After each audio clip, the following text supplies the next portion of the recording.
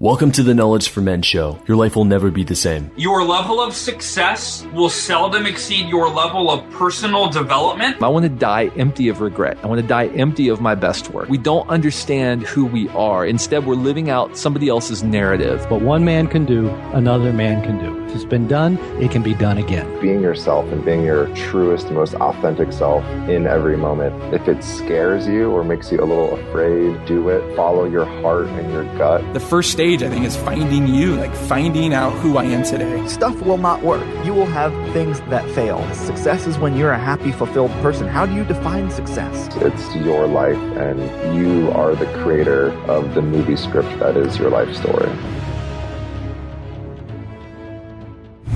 Do you ever feel like you're doing the journey alone? Have you ever felt like that you just need someone to talk to, someone who could bring some perspective into your world? Or maybe you're not the type of person who learns from watching video courses or reading books, and you just want to talk with someone specifically about your challenges and how to break through them. I want to introduce you to the High Performance Men's Coaching Program. It's an intensive coaching experience designed to unlock a man's full potential in his life, business, and relationships. Over this past year, I've brought together and trained some of the best coaches in the world to help men step up, stop playing small, and become the strongest versions of themselves. Learn more about High Performance Men's Coaching at kfmcoach.com. Again, that's kfmcoach.com. You are not alone, and we are here to cut through the crap, hold you accountable, and challenge you so that you can make your dreams become a reality. Go to kfmcoach.com to learn more and apply. Hey guys, Andrew Farabee here, and I want to thank you so much for listening to the Knowledge for Men podcast. This right here is episode 400 of the Knowledge for Men podcast that you're about to listen to. And I can't believe I just said that. I can't believe that it's been 400 episodes. And for those of you that have been listening to this show and you've been finding it valuable on your journey, I do it for you guys. The content team, the audio guys, myself, we do all this work in support of helping men become stronger, more grounded men so they can have more success, freedom, and happiness in their lives. And we're doing it for you guys. And so for those of you that listen to it, in the car or in the gym or at work or in your downtime or on the weekends or when you go on a hike, you're listening to the Knowledge for Men show, like I sincerely appreciate you being a fan, being a listener, and I hope that this has helped propel your life forward or helped you overcome some serious challenges in your life, and you're using it as a platform to help you grow and to accomplish, to live, and to be happier in your life. This is all for you guys, and I literally just recorded this episode, and I didn't even realize that it was the 400th episode until I went to our platform where we upload everything and I typed in 400. And so you can stay in touch with us over at our website, knowledgeformen.com, and then also on our Facebook page, facebook.com/knowledgeformen, where we're very active and we want to hear from you. How has this impacted your life? What kind of challenges have you overcome while listening to the Knowledge for Men podcast? I'd love to hear how this has helped you. I'm sure my team would be dying to hear how the work that they do is impacting so many lives. And so without further ado, I've been working really hard on getting this guest probably over 2 years, and I'm happy to present Dan Millman in the episode 400. This is a powerful interview. It had a huge impact on my life. Took so many notes from the interview. I'm happy to present it to you now. All right, guys, welcome to the show here. I'm here with Dan Millman, a former world champion athlete, coach, martial arts instructor, and author of the critically acclaimed book, The Way of the Peaceful Warrior, which has been read by millions of people. I don't know the amount sold, but I know it's been published in over 29 different languages. Dan, welcome to the show. Thank you, Andrew. All right. And Dan, we start off every show with a favorite success quote or some sort of saying that you've lived by that's helped you on your journey. So what do you got for us? And what does that mean to you? Well, I could look up my 1,000-page quotation collection and find many quotes on success. I'd rather give some of my own, if I may. Let's do it. All right. I consider success, real success, as making progress toward a meaningful goal. So it's not just about reaching some pinnacle, some imagined or idealized pinnacle. It's about progress toward a goal. Now, in the Peaceful Warrior movie, that film based on one of the books I wrote, the character Dan, he after hiking up a mountain with his old mentor Socrates, the old gas station attendant played by Nick Nolte in the movie. Dan has this realization that it's the journey that makes us happy, not the destination. And that has a certain amount of wisdom. We've all heard it. It's become somewhat cliche. But the point is, without a destination in mind, there is no journey. We just wander around. Right. Because it seems to me we're hardwired goal seekers. And as long as we are making progress toward our particular goal now, to me, that is fulfillment. That is satisfaction. And I would also say another quote about success is effort is success. And the reason I say that is because a principle of reality is that we cannot control the outcomes in life. If we could, we'd sink a putt every time we golfed, or we'd find success in love and be guaranteed of that. But you can't guarantee outcomes. What we can do is control our efforts. And by making a good effort over time, we vastly increase the odds of getting our desired goal over not making the effort. Mm-hmm. What is it? Was it Wayne Gretzky or Michael Jordan who said you make 0% of the shots you don't take? Right. So that's another quote about success. It's realistic. Effort is success. We're succeeding when we're putting out a good effort. So the fact that I'm on a path, I'm waking up and I'm moving towards this goal, and I'm not necessarily accomplishing the goal, but I'm moving towards it each day. That is a success.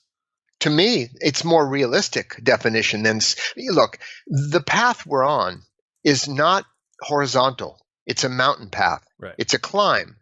And if we define the top of the mountain as success, then we fail every day if we haven't reached the top. But if we define every step in the right direction as success, then we have one small success after another.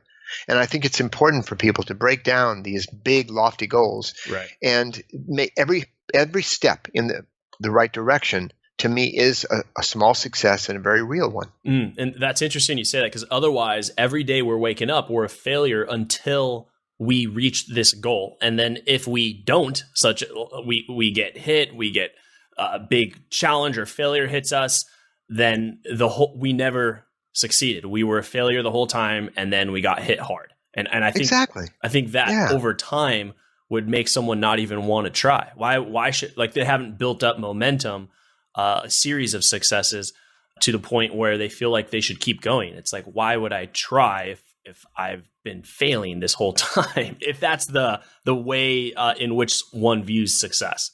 In addition to that, yes, I would agree. And I'd also say that I never aim for success. I have never, ever aimed for success in my whole life. I've only aimed for excellence. And if we can aim for excellence, we're more likely to succeed than trying to aim for this some kind of vague conceptual idea of some success waiting for us out there. It's like waiting for happiness. But the fact is, there is no such thing as future happiness, because the future is always in the future. We're either happy right now or we're not. And to me, happiness is a discipline. It's a practice. It's not just some random feeling that comes over us, which it does occasionally, and then it passes, and then it comes up again. Mm-hmm. Feelings pass like the weather. So that's why I think it's important for us to focus on what we can control. And as it happens, if we take a very realistic look at it, we don't have any direct control by our will over what emotions we're feeling. We can't will ourselves to feel differently from the way we feel in any given moment. Feelings come and go. We can't will ourselves to just have positive thoughts. I've never met anybody with a spam filter in their head. All kinds of thoughts come. But we have more control over what we actually do, how we behave, how we move our arms and legs and our mouth.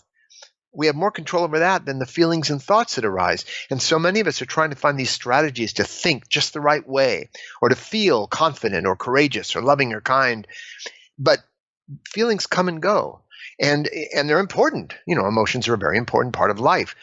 We need to know what we're feeling in any given moment and be aware of that. But I think our lives have been shaped. If every one of us looks at our lives, they've been shaped by what we've done moment to moment over time. Mm-hmm. Yeah. I want to touch on the happiness. That was a big part of why I'm so excited to have you here.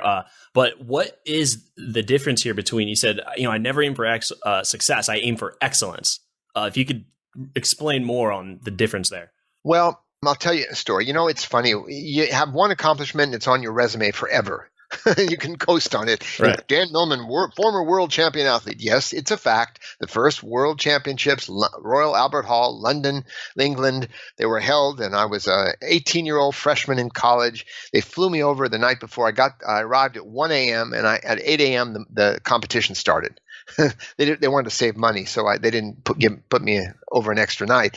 So I got up feeling like I was in a dream with jet lag from California to London. You can imagine. I walked into the arena and saw one of the bouncers. I'd never actually met him. I'd heard of him, but he was the AAU champion, and he was bouncing higher than I'd ever jumped. He was doing a move I'd never accomplished. So I wasn't filled full of confidence. Both the other top athletes from the U.S., and we were the top in the world at the time, they were older. They were seniors in college. They had their coaches with them. I was alone.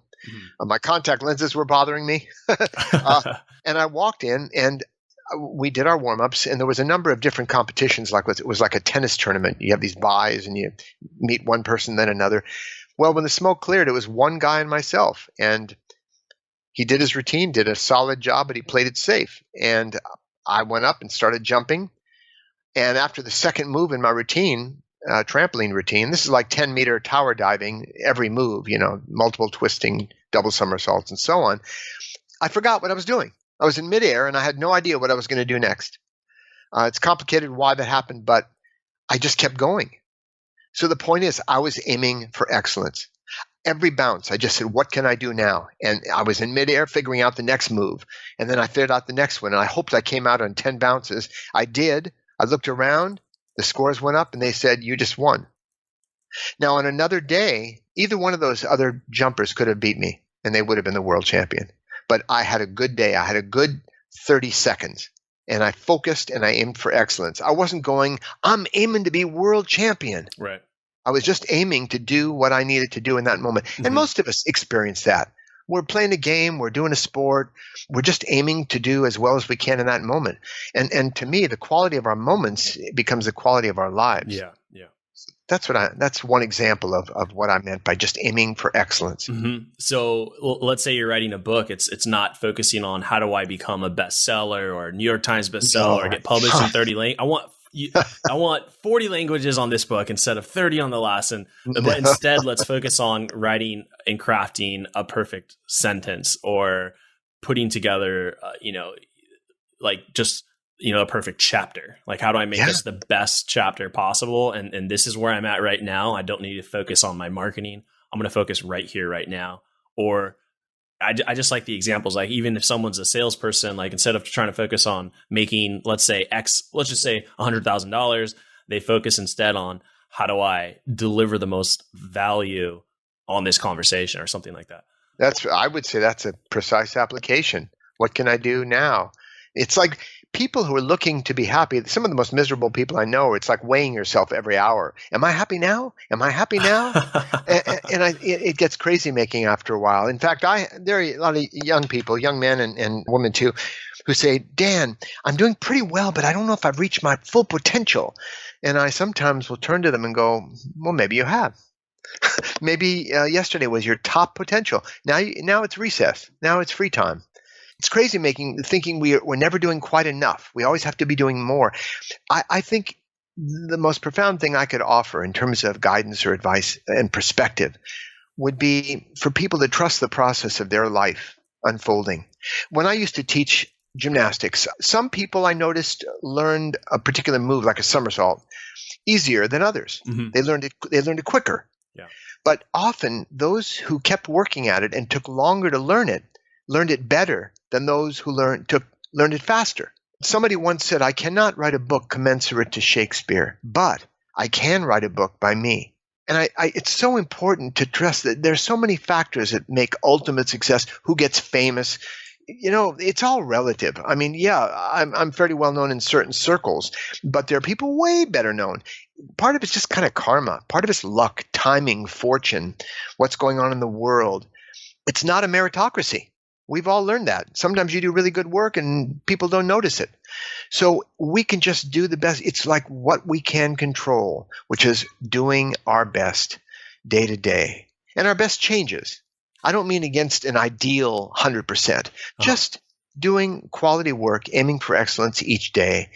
and then trusting the process. We'll go where we need to go, and our life will unfold as it should. I would define faith, F-A-I-T-H, as the courage to live as if everything that happens is for our highest good and learning.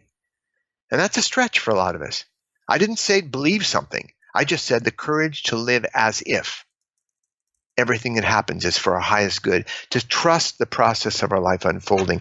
And to get Barbara Rasp, a writer, once said, the lesson is simple, the student is complicated. And because we complicate everything, well, here's an example, and your listeners might appreciate this. To progress toward our goals, we can choose one of two major methods. The first method I'm going to outline very briefly here is very popular. You'll recognize many parts of it, but I actually recommend the second approach. So the first approach is this: to progress toward our goals and toward our dreams, we can find a way to quiet our mind, create empowering beliefs, raise our self-esteem, and practice positive self-talk, to find our focus and affirm our power, to free our emotions and visualize positive outcomes so that we can develop the confidence, to generate the courage, to find the determination, to make the commitment, to feel sufficiently motivated to do whatever it is we need to do. Mm-hmm. Whew, that was a mouthful, I know. Right. The second method, which I recommend, we can just do it, because life always comes down to that. What will I do now? What do I need to do? And then take one small step in the right direction, instead of trying to fix all those other intermediate steps so we can just act. Every one of us have done things when we weren't motivated to do it, like take out the trash or, do the laundry, go to work, whatever it is. But we do. That's our lives. That's a quiet heroism of our lives. We get up and we do what we need to do to build a foundation under our lives. Mm-hmm.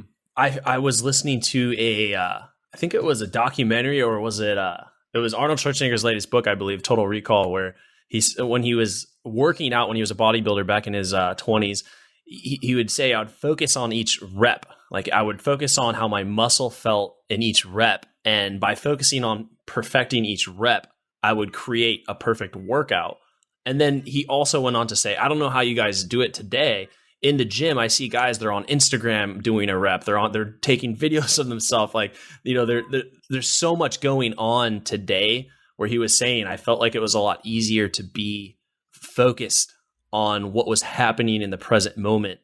So what I'm drawing to is that I find it difficult to be content with my journey and where I'm at. And I'm sure my, listeners are listening like, today it's, I feel like it could be more challenging when you can just on a click of a button, just log on and see the entire world, all your peers, the people you went to high school and college with, the celebrities that you follow. And it's hard to not compare. I think it's almost like biological to go, okay, he's there, I'm here. What's going on here? Well, the Buddhists, the sages, say that comparison is a form of suffering. And the reason they say that, they mean suffering in the sense of dissatisfaction, as you're describing. Yeah. And yes, today it can be pretty crazy because, see, everybody was trying to live the good life desperately. They say, I'm already 32 years old. I'm getting older and I need to be living the good life by now. Right. And it's hard to have perspective. I'm 71 now. Still go to the gym, do weights, swim. I'm in good shape despite getting a new knee and hip earlier in the year. So I'm doing fine, but I do have perspective looking back. And today, everything's accelerated. Mm-hmm. And you remember what it was like when you were like 10 or 11? Life was simpler. You didn't have that many demands on you. And kids get involved with hobbies at that point, and they get into a sport. And there is that focus, because many people today try to multitask, trying to get many things done at the same time. Right. But that's kind of being sold a bill of goods, because you can't really multitask. You think you can, but attention is a zero-sum game. And when you have X amount of attention, if you're splitting into two areas, if I were trying to play solitaire on my computer now while talking to you, you would know it. And when you're talking to somebody on the phone and they're checking their email, you can tell, can't you? It's they're kind of going, oh, yeah, really? Oh, that's nice. What did you say again? So So by doing as Arnold suggested, a friend of mine used to work out with Arnold at Gold's Gym in Santa Monica years ago. Oh, cool. And Arnold said, yeah, when I focus my awareness on the muscles being worked, I get twice the results. Yeah. And the same kind of idea. Any athlete, anybody who's trained seriously knows that you can't think about what you're going to have for dinner that night or what you did yesterday. You're focused on that individual moment. One moment and the next. And this isn't some like gut-wrenching, discipline. It's not that hard. It's just paying attention instead of letting attention drift to, I wish I hadn't said that, or what am I going to do later? Mark Twain once said, I've had many troubles in my life, most of which never happened. Because most of the time, that's most of our troubles. It's anticipation of the future, memories, grasping onto things of the past, what we could have done different. And this whole thing of comparison and the good life, I was going to say that, my wife and I live here. Most of our time we spend in our apartment here in Brooklyn, New York. And we go to the park, we bicycle, we walk, we do different things, once in a while the movies. Meanwhile, I have a relative who spends 9 months, he and his wife spend 9 months of the year on cruises. For the last decade, they've been on cruises, one after the next, visiting different ports of call. Now, am I going to compare? Am I going to say, oh, he's living the good life more than I am? Who knows? Who knows? We had a 5-bedroom house in Marin County, California, with a koi pond in the front entryway and a hot tub and a in-ground trampoline in the back and fruit trees. Now we live in this little apartment in Brooklyn. Was that a better life than now? Who knows? Sometimes in seeking the good life, we're missing the grandest life of all, which is exactly the one we're living right now.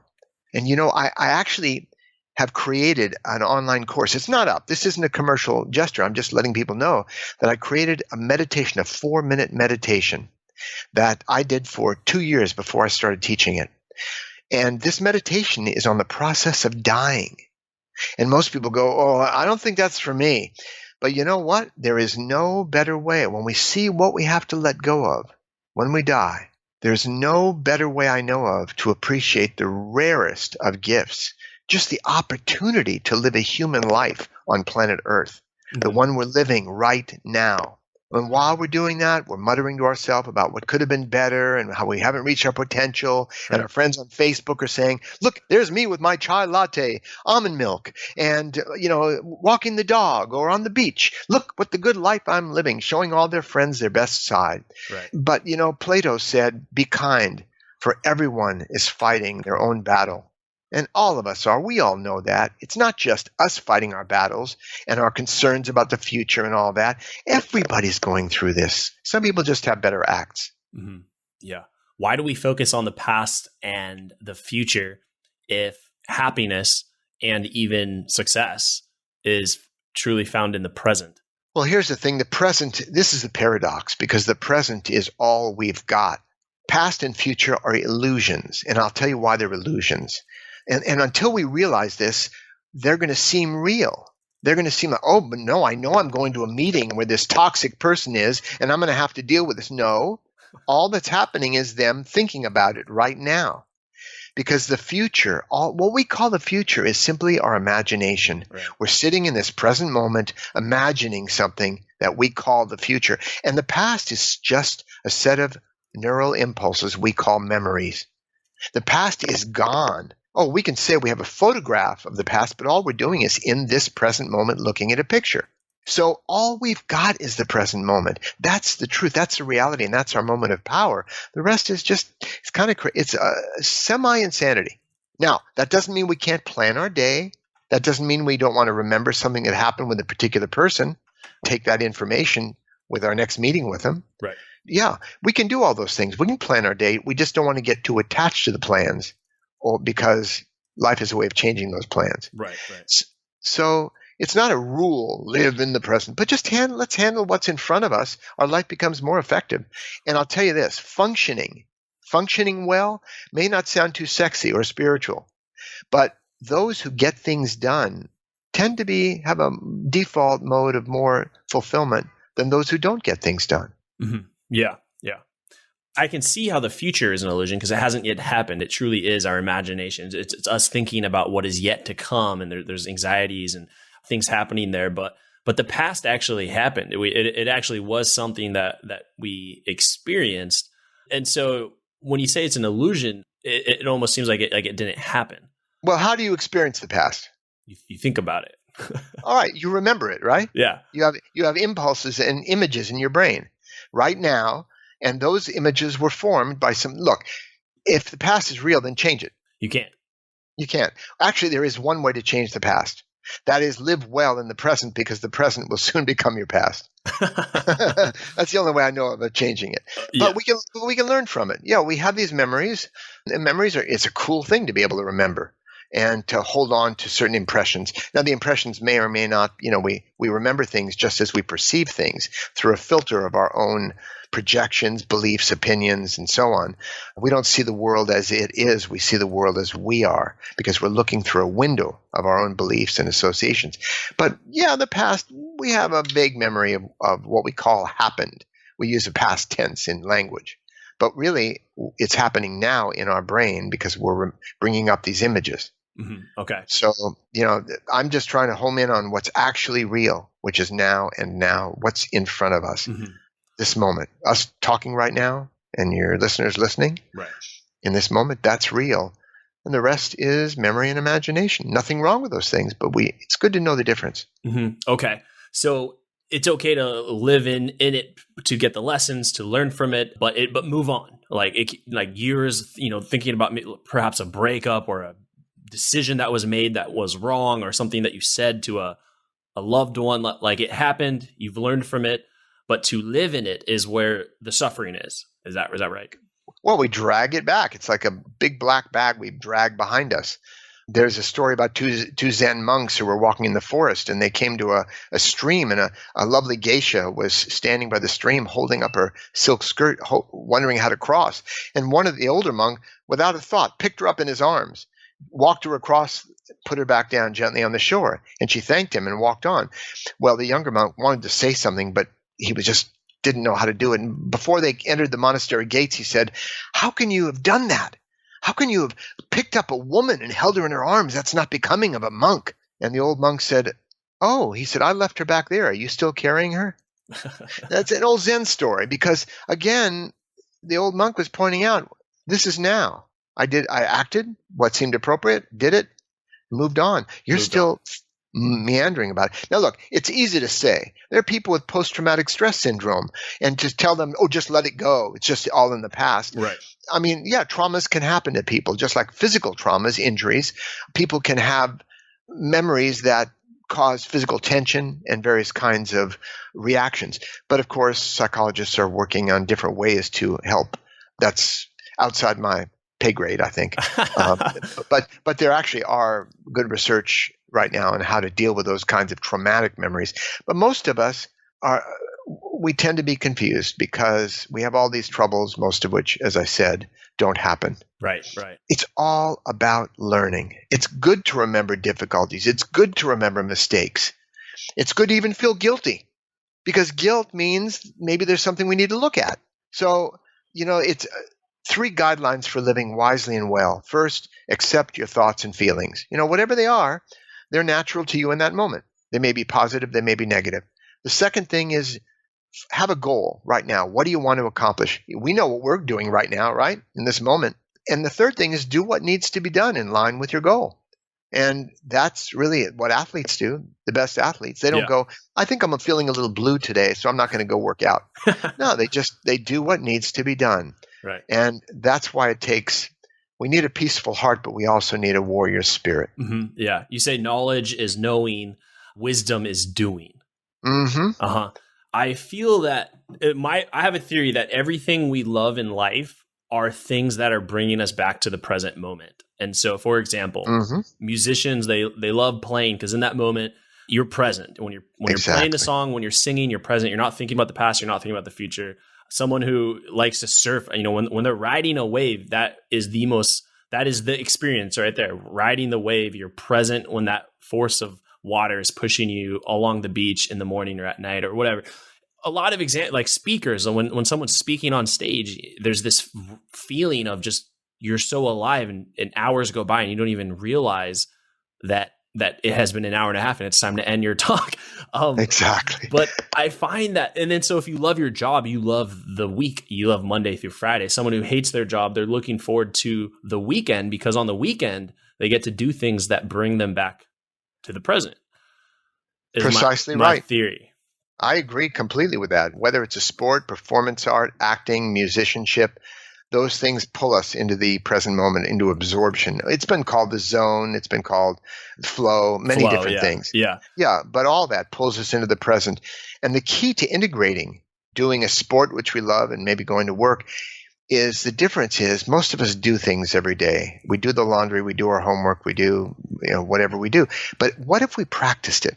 Yeah. See, the difference of practice is that we have a commitment to improving it over time, whether it's signing our name, walking, breathing. And if we actually practice, we do it consciously and it pulls us into the present moment. So what if we went to work and practiced everything we did, standing, sitting, moving, writing, whatever we do, thinking, how can I improve? That pulls us more into the present moment. And to me, I don't know whether to call it happiness, but I used to emphasize happiness a lot because everything we think we want, it seems to promise we'll be happier when we get it. Right. And I realized that walking around with a gleeful smile on our face may not be the end point of human evolution. It may be, maybe what we're really looking for is meaning and purpose and connection. If there was a triangle, do you think that happiness is below meaning, purpose, and connection? Or maybe it's in the center of the triangle. But I think what we're looking for is that our lives being worthwhile and count for something, that we're not just a drone going through the motions, and realizing that every one of us counts for something. It's clear to me, but it's not clear to everybody that what each of us does is a part of this big fabric of life. Mm-hmm. And we may not see it that way. We think, oh, who am I?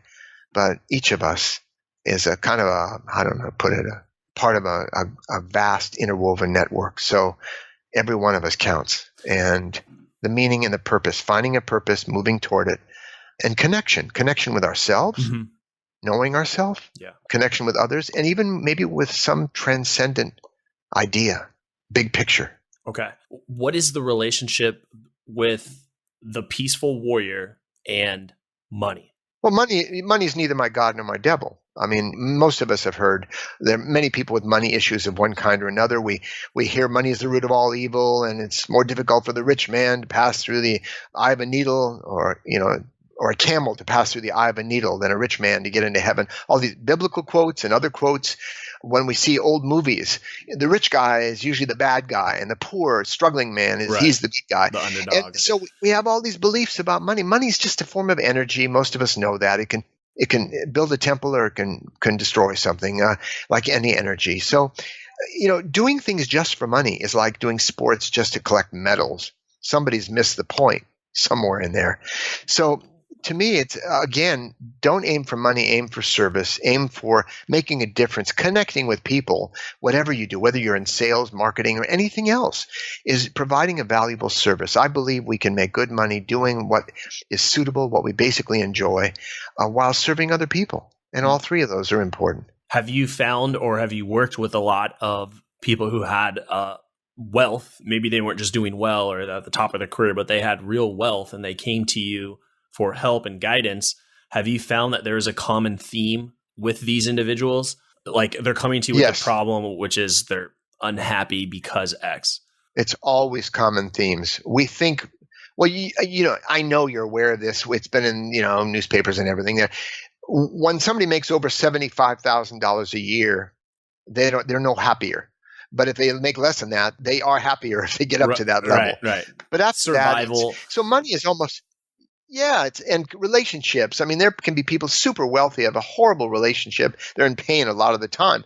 That's why I say everyone is fighting their own battle. It's important to be, I think, compassionate rather than assume people have it all together. Life is a bit like whack-a-mole. That game whack-a-mole where one pops up.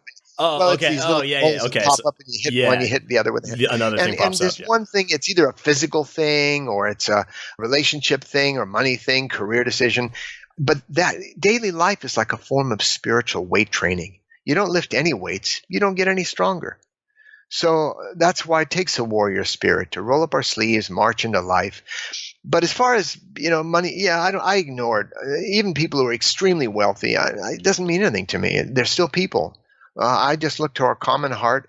Everyone wants to be loved and understood and feel like they count for something. And I think that's what I speak to in people. I don't care whether they're rich or poor or famous or whatever. They're just people going through it. So you're judging them based off maybe their character, their mission in life, like who they are as an individual rather than the type of car they drive or how much money they've accumulated.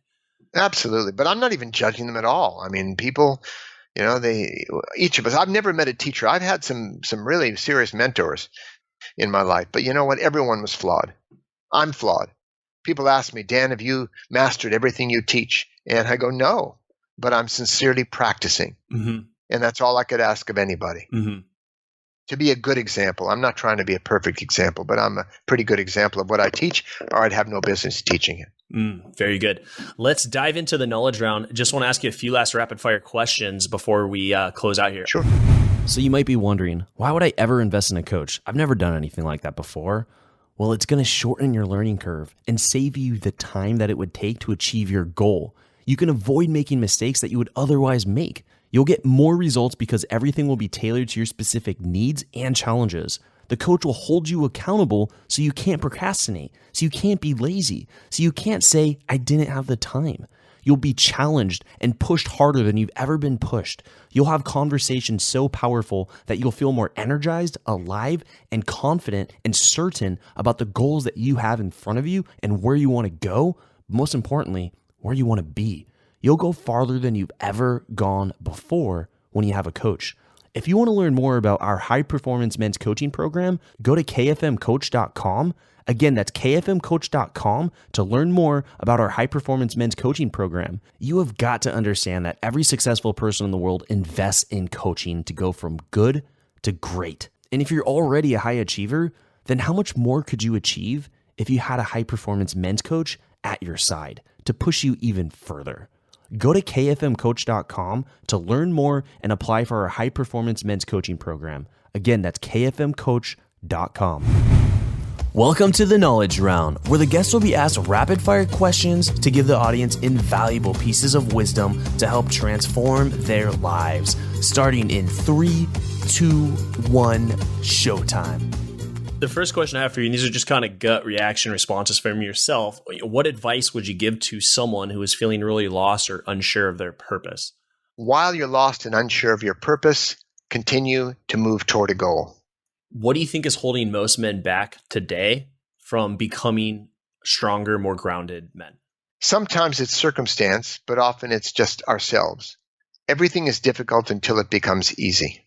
And we have to realize that. So we go through rough patches. Someone once said when running up a hill, it's okay to give up as many times as you wish, as long as your feet keep moving. Yeah, keep moving, keep going. I like that.